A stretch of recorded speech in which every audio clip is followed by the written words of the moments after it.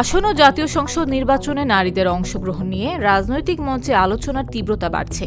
নির্বাচন কমিশনের তথ্য অনুযায়ী মোট প্রার্থীর মধ্যে নারীর হার মাত্র 4.26%। বিএনপি তুলনামূলকভাবে বেশি নারী প্রার্থী দিয়েছে, মোট 10 জন। তবে জামাতে ইসলামী সরাসরি কোনো নারী প্রার্থী দেয়নি।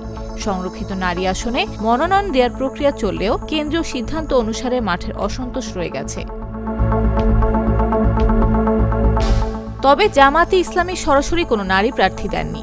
দলটির সেক্রেটারি জেনারেল অধ্যাপক মিয়া গোলাম পরওয়ার জানিয়েছেন, সংরক্ষিত নারী আসনে তাদের মনোনয়ন প্রক্রিয়া চলবে। ছোট মাঝারি রাজনৈতিক দলগুলো নারী প্রার্থী রেখেছে। জাতীয় পার্টি 5 জন, গণসংহতি আন্দোলন 4 জন, আমার বাংলাদেশ পার্টি 3 জন ও গণ অধিকার পরিষদ 3 জন নারী প্রার্থী দিয়েছে। তবে জোট ভিত্তিক সমঝোতার কারণে কিছু আসন ছেড়ে দিতে হতে পারে। স্বতন্ত্র প্রার্থীও নারীর অংশগ্রহণ বাড়াচ্ছে। 40 জন নারী স্বতন্ত্র প্রার্থী হিসেবে মনোনয়নপত্র জমা দিয়েছেন, যার মধ্যে বিএনপি ও এনসিপি প্রভাবশালী। তাদের অংশগ্রহণ ভোটারদের মধ্যে ইতিবাচক বার্তা তৈরি করছে। রাজনৈতিক বিশ্লেষকরা মনে করছেন, নারী প্রতিনিধিত্ব বাড়ানো এখন নির্বাচনের বড় চ্যালেঞ্জ।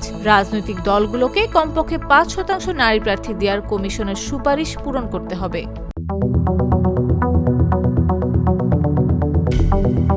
নারী প্রার্থীর সংখ্যা সীমিত হলেও নির্বাচনকে সমতার দিকে নিয়ে যাওয়ার জন্য দলগুলোকে আরও সমন্বিত মনোনয়ন প্রক্রিয়া চালাতে হবে।